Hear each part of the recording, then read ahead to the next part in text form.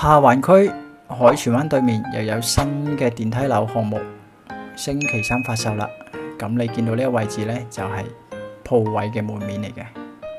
呢邊一辣嘅鋪位呢，最細價嗰個呢108萬起。今次要睇嘅信望軒有2期、2期同埋1期。咁我哋首先就睇咗1期先。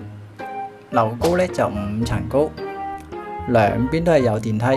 咁呢邊示範單位呢就係1樓嘅，全新嘅現樓啊！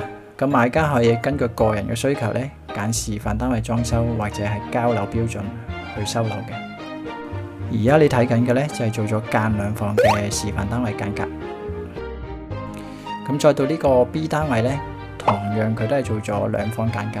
咁另外洗手間呢，都係名廁嚟嘅，床啊、衣櫃、書台全部都做好咗，直接正宗呢拖喼入住。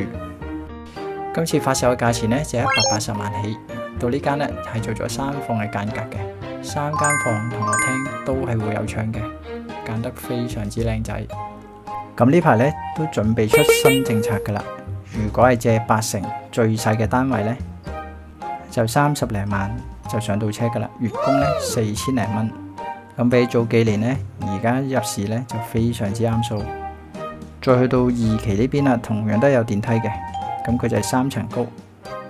基本上呢，全部單位呢都好光猛嘅，因為同對面嘅樓區呢都有翻咁上下距離。